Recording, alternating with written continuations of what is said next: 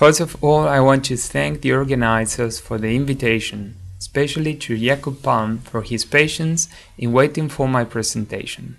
I have exchanged some ideas on transhumanism past year in another interesting event in Krakow. It is always a pleasure to exchange ideas with Polish scholars. Today, I want to share with you some philosophical and political intuitions on the ideal design of our societies. I am looking forward to discuss those ideas with you by the end of this video. But first, I would like to confess I have two opposing feelings about this recorded talk. On the one side, I am really sorry I cannot be there with you in person. I like Poland and Polish people very much, so it is sad for me not to be there. But on the other side, I think the employment of new technologies for sharing ideas, it is coherent with the biopolitical perspective I am going to defend in the next minutes.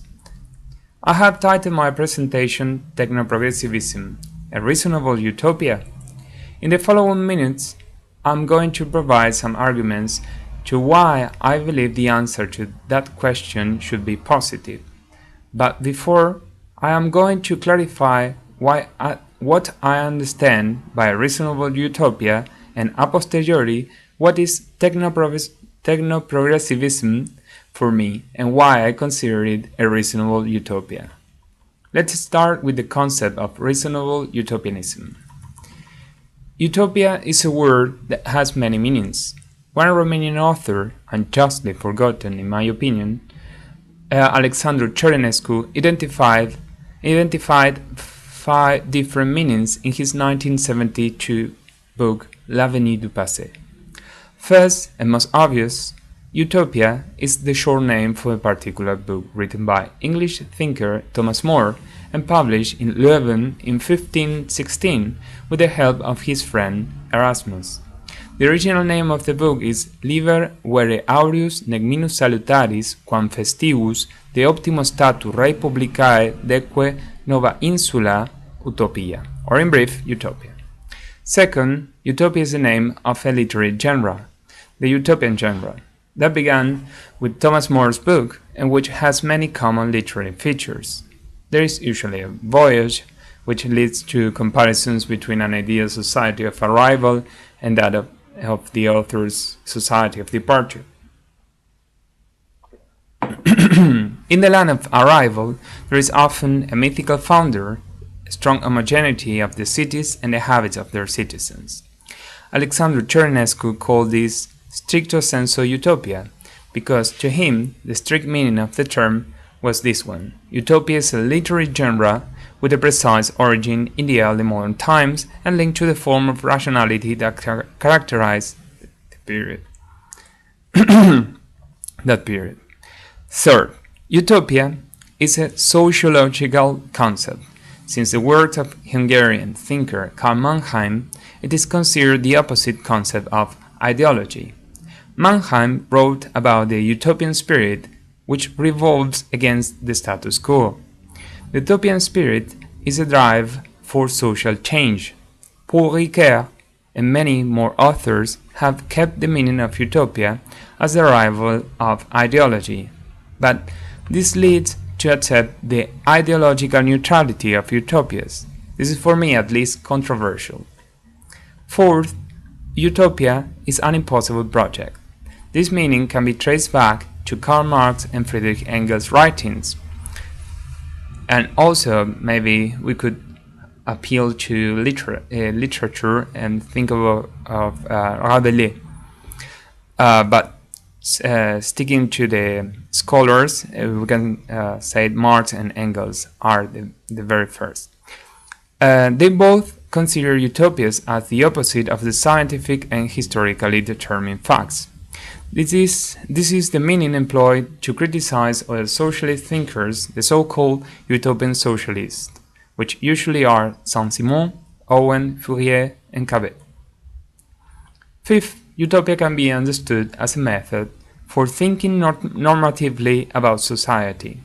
There are many authors that can be included under this meaning. For example, H.G. Wells held that the adequate methodology for sociology should be utopianism. The utopian method consisted in the ethical drive of opposing human efforts to the cruel entropy of the natural world. Also, German philosopher Ernst Bloch and Argentinian philosopher Arturo Andrés Roig both supported the idea of an omnipresent utopian function. Bloch stressed it in the arts and Roig did in the framework of the alternative thinking discourses for contributing to emerging subjectivities. Ionescu called this meaning utopianism or lato sensu utopia, that is, utopia in its broad sense. Anarchists and socialist thinkers were the first in approaching utopias from a systematic point of view. Therefore, in the last century, with the fall of the Soviet Union, in some way the word utopia was considered something left-wing only, and later, something old-fashioned, unreal, naive, and even dangerous. Austrian philosopher Karl Popper wrote against utopianism many times. In his 1947 talk Utopia and Violence, Popper says utopianism is a pseudo-rationalism, which generates violence. The violence rises from the frustration feeling of not being able to accomplish the ultimate goals that utopian prophets establish as social ideas. For Popper, utopianism invites to sacrifice present generations for an imaginary future that never arrives. He opposed piecemeal social engineering to utopianism, but it looks that that kind of social engineering can be deeply frustrating too. Hungarian conservative philosopher Thomas Molnar considered utopias were heretic in their form and ultimate goals. In his book Utopianism, the Perennial Heresy, he held that the utopian drive to create heaven on earth is a repeating form of heresy. This drive is grounded on the arrogant consideration of human beings as God themselves on earth. Another author who had remarked the link between utopianism and heresy, particularly the Pelagian heresy, was Romanian essayist Emil Cioran in his 1960 book Histoire et Utopie.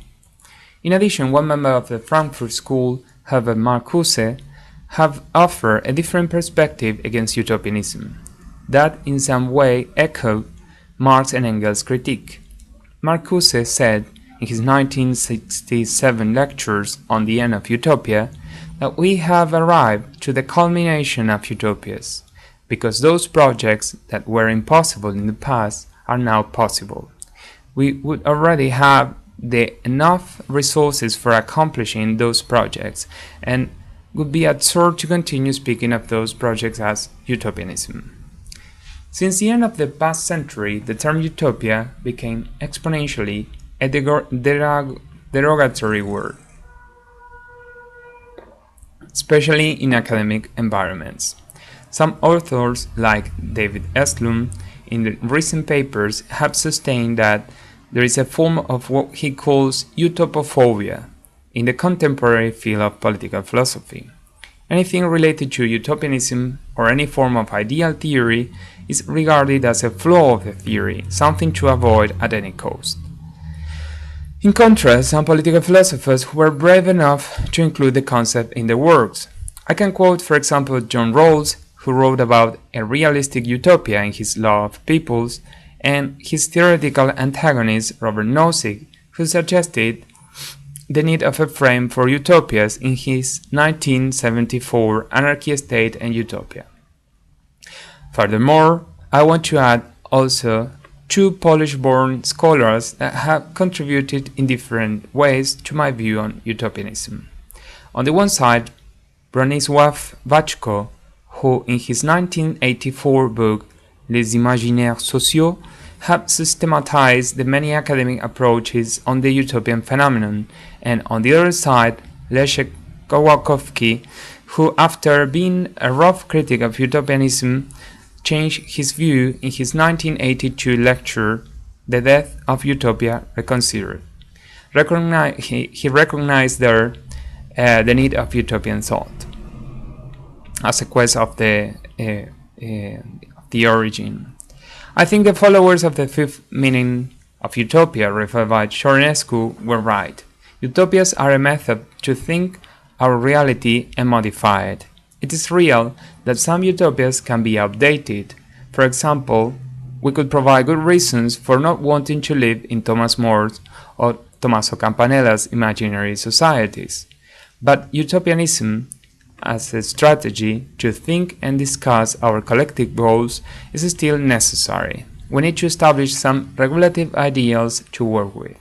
Of course, there are dangerous ideals, but not having ideals can be dangerous too, because it can lead to apathy or to the naturalization of injustice. It is in this context I think recovering the concept of utopia is important. Nowadays, our societies are pluralistic, so what we consider the good of our ideal of a society differs more than ever. But this does not mean we could not support an ideal of coexistence. I call social ideals respecting the fact of pluralism reasonable utopias. American philosopher John Rawls was one of the first in stressing the importance of the reasonableness in political thought, but he wrote of a realistic utopia. Realism is a controversial concept with many meanings, so I prefer reasonableness because it refers to a minimum that rational beings could tolerate to have a non-violent and cooperative existence. Reasonable utopias tend to support political designs in which every individual of a community gets the maximum scheme of liberties and opportunities in a fair way. The so-called emergent technologies have modified the extent of action we have through new resources and through new imaginary conception of ideal societies. Emergent technologies have posed new challenges for practical philosophy. One of the most notable is in the field of biopolitics. In this framework, it became necessary to rethink our social ideas in accordance with our contemporary needs and resources. As I have mentioned in the beginning of this video, I claim that some forms of democratic transhumanism constitute reasonable utopias and can contribute to design better institutions to face some of those political challenges. By the end of the 20th century, when the interest in utopianism was receding, the interest in the transforming power of emergent technologies led to the origin of new cultural movements. Transhumanism is one of those movements. Its main aim is the enhancement of the condition of existence of the human species independently of what is considered natural or traditional. This enhancement is of a technical and biological kind. A series of interventions on physiological and behavioral aspects of human bodies, what are called enhancements. The ultimate goal of most transhumanists, and in some way its ultimate utopia, is the state referred as post-human condition. This condition is defined as the maximum extension of enhancement and the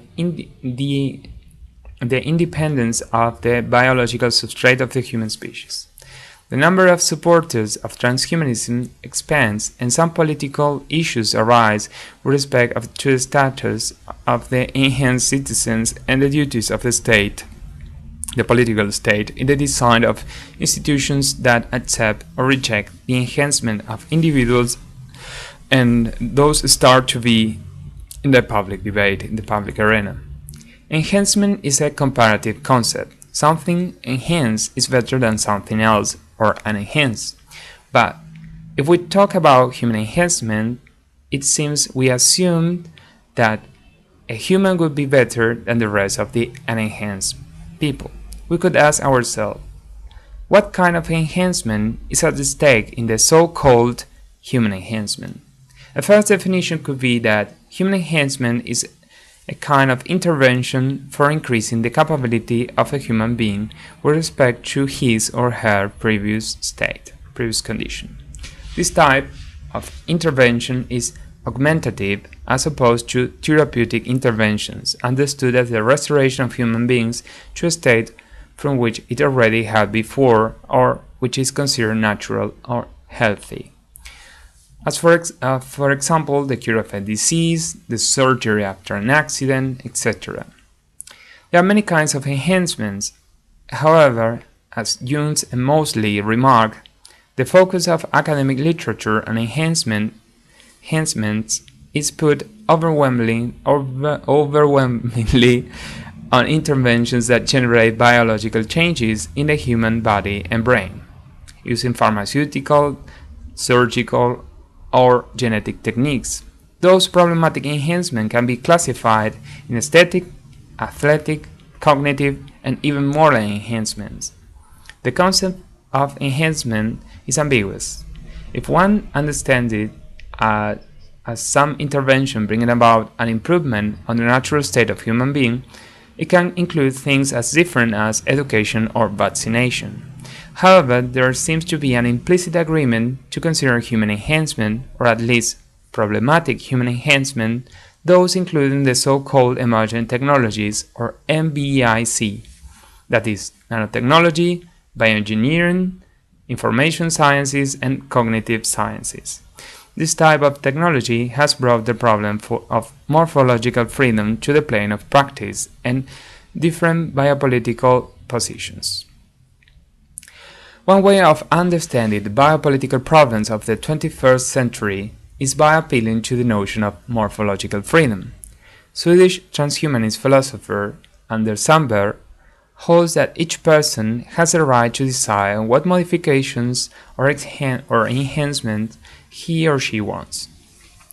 For Sandberg, morphological freedom is an extension of one's right to one's body, not just self-ownership, but also right to modify oneself according to one's desires.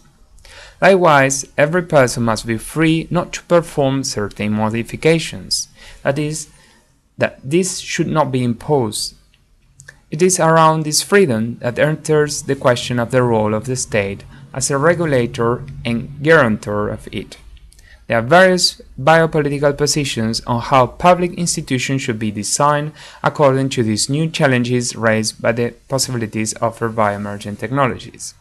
In the classifications proposed by transhumanist sociologist James Hughes, there are two major divisions of the biopolitical spectrum. On the one hand, there are bioludites, also known as bioconservatives, which argue that there is a human nature that must remain untouched. In other words, they have a negative stance on morphological freedom and believe that public institutions should prevent such bodily interventions of taking place. For them, no one should interfere with the natural structure of our organism.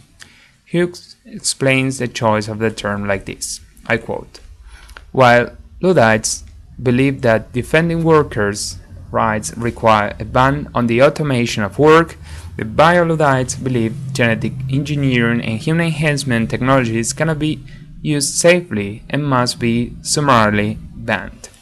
End of quote. On the other hand, there are transhumanists who have a wide stance regarding morphological freedom, ranging from those considering a negative right, no one should decide for us about our bodies, and those considering a positive right. If enhancement can contribute to a better society and increase social cooperation, those must be encouraged by the state. Hughes divided these two major biopolitical currents, bioludism and transhumanism, into four subdivisions. The criterion to differentiate the two bioludite branches is linked to the kind of arguments they offer against enhancements. On the one hand, there are right-wing bioludites as Leon Kass and Francis Fukuyama, who advocate for the sacredness of human nature, which must remain untouched. Otherwise, the notion of human equality would be damaged. On the other hand, there are left-wing bioludites who, while accepting biomedical interventions as abortions, they oppose enhancements, especially if they threaten speciesism or what Hughes calls human racism. By those terms, I refer to the idea that the human species should predominate over other types of species. To this position, Hughes opposes the theory of the personhood as a criterion for the consideration of citizens. For Hughes, it is the condition of the person that matters and not the biological substratum. The problem of personhood and citizenship is interesting and vast, but will not be addressed in this presentation. It is enough to say that Hughes cites Jeremy Rifkin as an example of left-wing bioludite, because Rifkin rejects what he calls alchemy or genetic alchemy, what is in transhumanist terms the search for genetic enhancement. In contrast, Hughes divided the group of transhumanists in libertarian transhumanists on the one side and on the other side democratic transhumanists, or in the terminology of Dale Carrico, technoprogressives. Libertarian transhumanists are linked to a series of constellation of interests as being closer to the wired, cyber-libertarian technophile subculture, dismissing risk and arguing for a free market in genetic enhancement and nanotech. Libertarian transhumanists agree on the full exercise of morphological freedom, but they do not care about issues around equal access to these enhancements, but rather that they believe they should remain available only to those who can afford them. On the other ideological side, technoprogressive assume that every state has to guarantee equal access to enhancement. Morphological freedom should not be a new form of inequality, but a new opportunity to improve society. And in this meaning, I believe technoprogressivism is a reasonable utopia. In addition to himself, Hughes includes in this group the bioethicist Alan Buchanan. A caveat must be expressed. Hughes' classifications do not deplete the spectrum of biopolitical positions, but it is just a simplified way of getting to the contemporary biopolitical debates.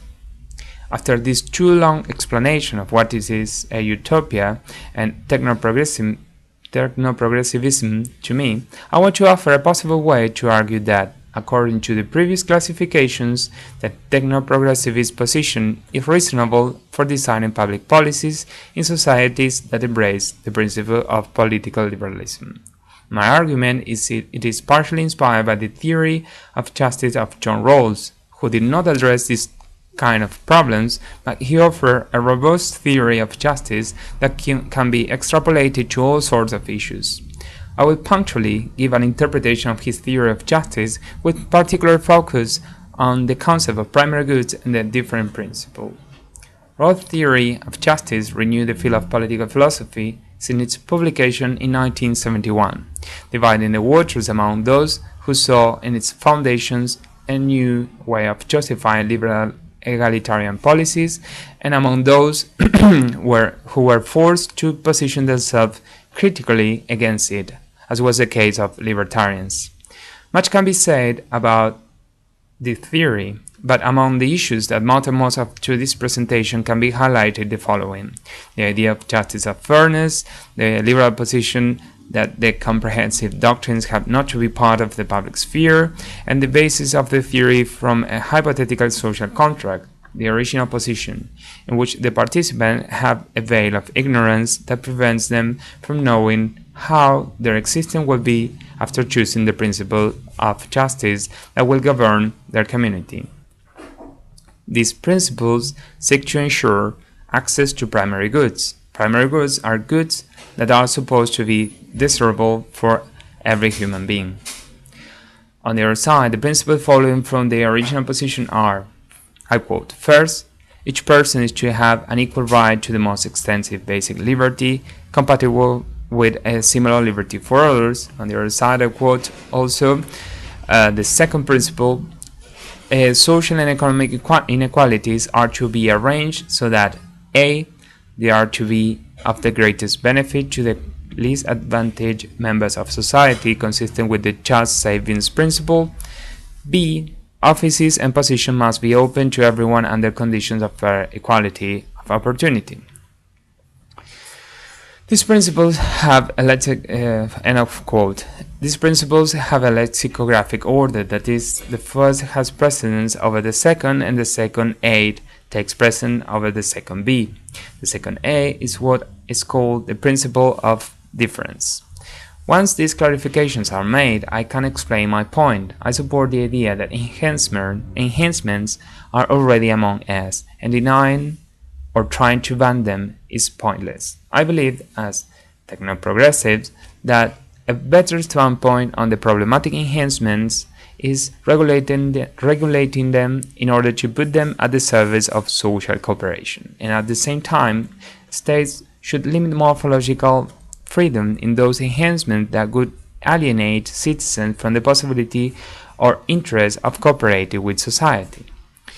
With regard to the Rawlsian principle of difference, the above-mentioned second A principle argued that different states should accept and ensure equal access to enhancement based on the condition that they contribute to improving the living condition of the worse off. Such enhancement could be seen as a compensation for those disadvantaged in the natural lottery or in context of the so-called brute luck. It is in this sense that the state would act as a guarantor and exercise a precautionary role, avoiding that the enhancements become a privilege of some specific social group.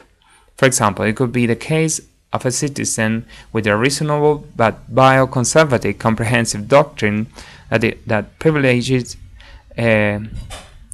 this person is a privileged one by having have been born with $1 million inheritance, or in a very suppose $1 million inheritance. This individual contributes to his community in different ways, from taxes to other forms of cooperation. On the other hand, there might be a person born in an environment of scarce economic resources, but whose comprehensive doctrine allows technological enhancement on her body.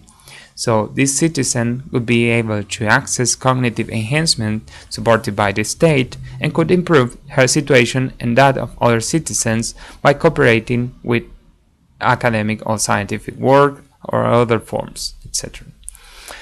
The difference between technoprogressivism and our position is that it seems to be more in line with an egalitarian liberalism, because on the one hand it accepts the fact of pluralism according to which not everyone will agree on what they consider good, but on the other hand it extends the basic liberties to include morphological freedom. Unlike the libertarian transhumanism, technoprogressivism does not trust living enhancement at the expense of the hand of the market, but it believes that the states have to be guarantors of equal access to them, even for those choosing to remain unenhanced. Other authors appeal to Rawls' arguments to defend transhumanism. Besides the aforementioned Alan Buchanan are Ronald Bailey and Fritz Ohlhoff. The latter also offers an argument that appeals to the notion of primary goods. Ohlhoff considers that enhancement should be allowed if and only if they increase primary goods. Bailey offers his own liberal political argument in the sense given by Rawls to the expression political liberalism, in which transhumanism should be accepted as it is, a reasonable comprehensive doctrine. The argument offered here in this presentation is in the same vein. To conclude, I recognize that this debate about morphological freedom and the right policies to guarantee it without harming the worse off has barely begun. There are still many theoretical and practical problems to be solved. This is the case, on the one hand, of the role of the precautionary principle within technoprogressivism, and on the other hand, the problem of the search for biopolitical justice at the global scale in a context of great international inequality. There are still many policies to be assessed and many effects to be witnessed and analyzed in order to improve the debate. However, the goal of this presentation was to contribute to this debate from a not so frequent point of view, that of utopian studies. Thank you very much for listening to my broken English. Dziękuję, I hope to pronounce that right. Gracias.